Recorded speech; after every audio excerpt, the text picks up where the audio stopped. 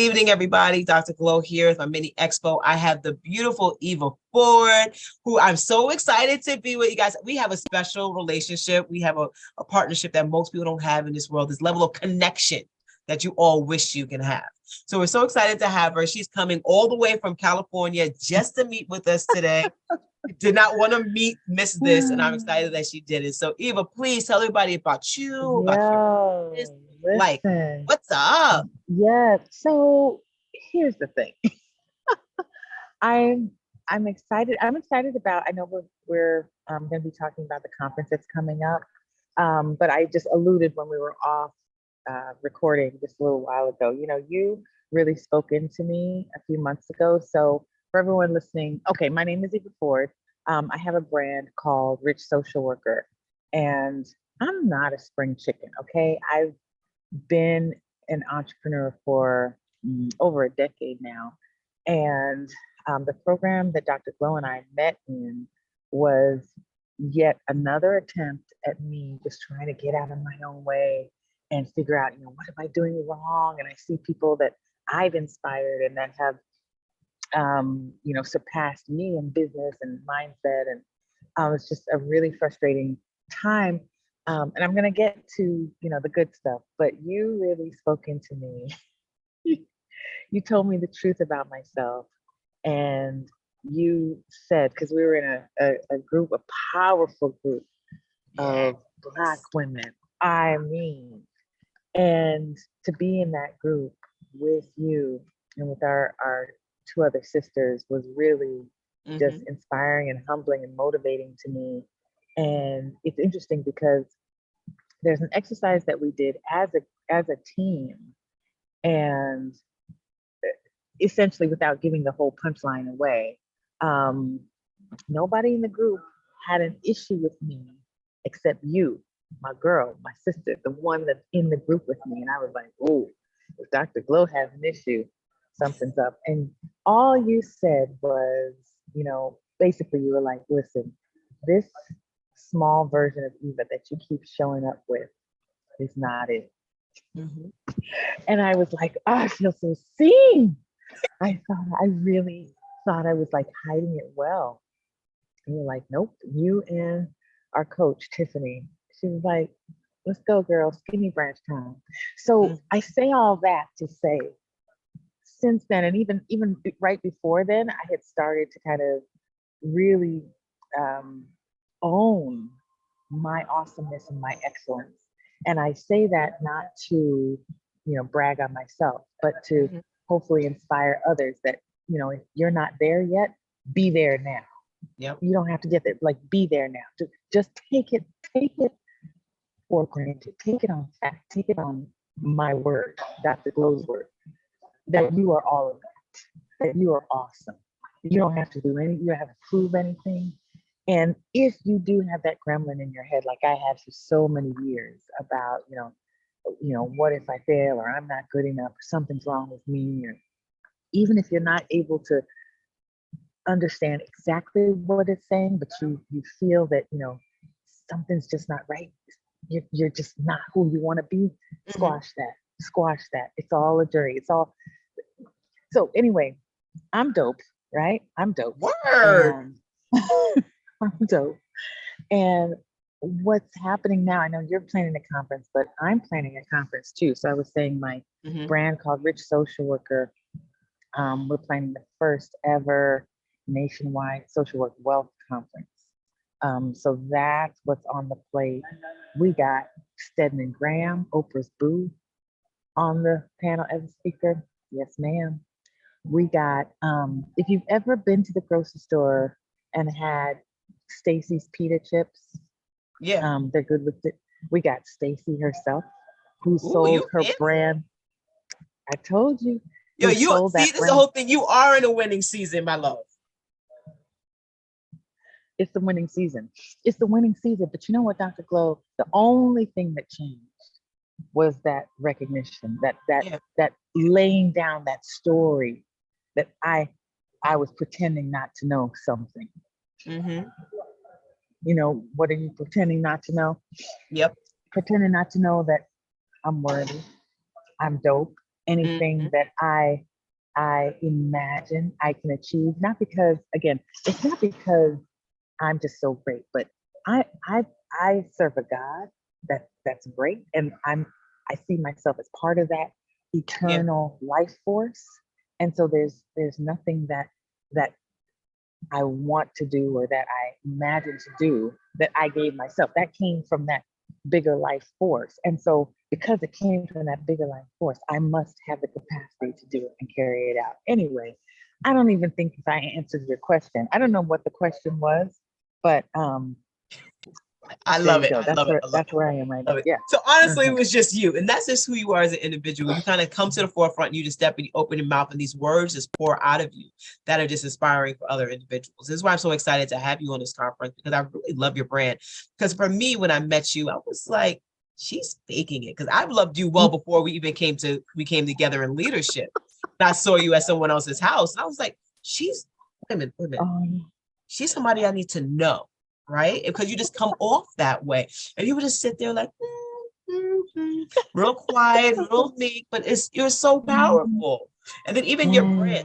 mm, When I've been watching your videos on your YouTube channel, like just really just getting and like really getting your views up for one, and then also just really paying thank attention to you. what's going Thank you. That on. was you. And, yeah, Mhm. and then all the energy that just comes out. And I'm just like, yo, she's so dope. She's so magical.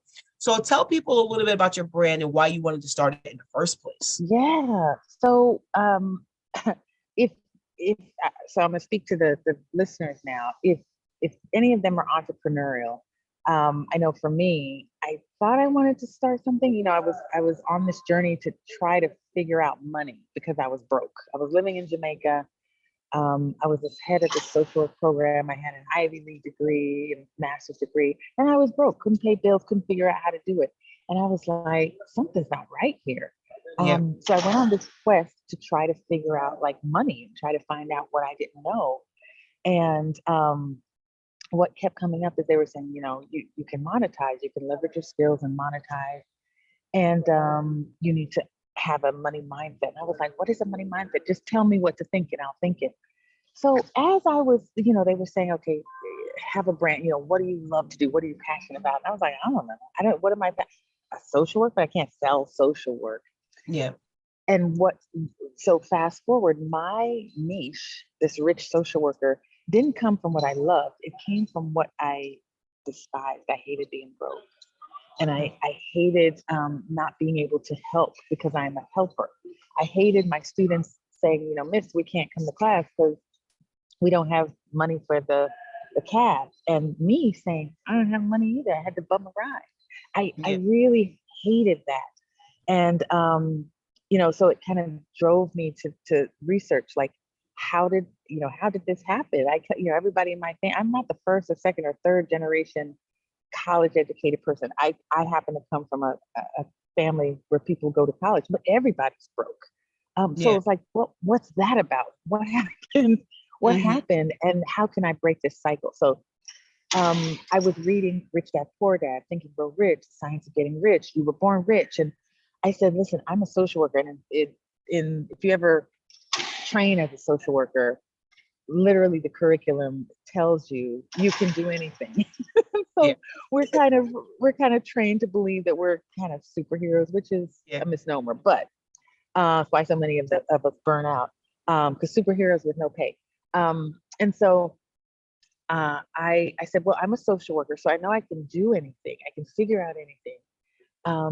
So I'm going to figure this money thing out, and I'm going to be the first rich social worker, and I'm going to go back and tell other social workers how I did it, and then we're going to help our clients and help more people. And Yeah. it came from on one hand, a selfish place, because like I Hmm. said, I was broke, girl. But also an altruistic place because I really was frustrated that I couldn't do more for others. So the brand Rich Social Worker was born. I couldn't believe that URL wasn't taken, and I'll tell you guys, if you have an idea, an idea for a brand comes up, check the URL. If it's not taken, just buy it. $12 or $7, Yep. whatever it is. Um, if you sit on it for a year, nothing comes up, you can let it go. But yeah, keep it. So I did that. I bought Rich Social Worker. I also bought my name, and didn't know what I was going to do with it, but I started, writing about what I was learning and sharing it. I didn't understand blogging really. And so I burned out maybe about 2 years in, and Yeah. I had started to develop a mailing list, but I just didn't see any revenue. I didn't know what I was doing. So I put it down, and I couldn't afford a coach. I didn't know. Yeah. But what ended up happening was about 2 years later, I went back to the blog, and I had gained, without doing anything, I had gained about 500 subscribers. So I was like, wow, I haven't even done anything. And I said, you know what? I'm going to turn this from a blog to videos, because writing, I'm a slow writer, but it's much easier for me to talk and have a Yeah. conversation and answer questions. So I said, okay, this can turn into a video. And that's what I did. And so initially that first year we were doing video. When I say we, because I have a friend that was in Jamaica that was really helping me in the beginning. Mm-hmm. So we were doing like one video a week, publishing, batch recording them, and then releasing one a week. And then when the pandemic hit, we slowed down, but the videos keep, they've got a great return on investment, because Yeah. most of my clients come. So I have clients now that I share the lessons that I've learned, how I've made money, and how I've leveraged my skills online. I share that mostly with social workers. Not all of my clients are social workers, Mm-hmm. but that now is being turned, that one-on-one coaching is being turned into a course. And we're going to be moving more into, like, this is where we started the conversation, more into like the events and the networking and the speaking and trainings, and I think on broader scales. Not that I won't still do coaching, but right now all of my clients are mentoring clients, so they have a clue. It's not that I'm not starting them from scratch. They have a clue, and I'm just kind of helping them, supporting them, filling in the blanks, giving them some perspectives around, building their businesses. Things like, email lists, and picking your niche, and copy, and those things that matter if you're building a business online. And building a business online matters to me because, again, I was in Jamaica when I started, and I said, my father's older, and I the thought that came to me was, if anything happens to my dad, I can't afford a plane trip ticket home for $250. Yeah. I couldn't do it. And I was like, this is ridiculous. And so I was intentional about building a business that would allow me to travel, right? I could work from anywhere. So I'm in California right now. It's the first time I've been in California, but I'm not missing a beat. And in fact, I'm going to be here for the rest of the month because I can. And it's amazing. In the 3 days I've been here, 2 additional business opportunities have shown up. So that I created that, and it took time and Mm-hmm. intention. But again, it came out of that pain. So Yeah. yeah. Thank you for all of that. But that's a I didn't beautiful get thing, started. though, to be able to be in a position. So, like where you are right now with this ability to get up and go and kind of just moving around. Yeah, my daughter's 3, can't do it yet. But Mhm. ultimately, by the time she's in college and stuff like that, that is just like the transient type of life I want, just to be able to just pop up. I'm going to stay here for a while, stay Mhm. there for a while. But it takes time to build yourself to become into that Mhm. space, right? Like right now, I'm rooted in New York and Atlanta between my businesses. That's fine, right? But how can I move forward to get myself in a position where I can be wherever I want to be? Because Mhm. ultimately, I don't really want to work for people. That's why Mhm. everybody contracts my brain power, right? So I can get Mhm. up and go and how I want to move. So I see a lot of what's hearing there is that a lot of it came from your pain of, financially not being supportive of yourself the way you want it to be, and your bank account not being able to show up for you, and that's inspired Mhm. your business. So That's right. so I think that's what definitely would gain a lot of traction, especially as entrepreneurs. One of the biggest things is that it takes 5 years for us to really see like, oh, we're actually making money. And so many 50% of businesses don't even make it after the second year. They kind of like, oh, this is great. And Mhm. they just quit. So what are some of the things that's kept you going for this last decade to get to the point where Mhm. now these possibilities are really starting to become true? Mhm. So I didn't give myself another option. Okay. I think, and I saw people less educated, less articulate, less um, less joyful. Just less resources. I'll say they're not less people, but you know, Yeah. And I saw them killing it. I was like, I'm gonna have to do it because I think, once you've seen it, you can't unsee it. And I Clearly. saw people doing it. And so, the biggest challenge, I was not profitable in 5 years. I wasn't profitable in 6, 7. I've been profitable the last 3 years, right? But I could have been profitable a lot sooner, but that mindset around, am I doing this right? And then not following through, Yeah. not doing my, prospect calls like I need to, or, following up, those kinds of things, just letting the ball drop because, I don't know that it was a fear of failure, a fear of success, but just Yeah. fear, imposter syndrome, all of that. And Yeah. then feeling like I couldn't afford a coach or the support that I needed.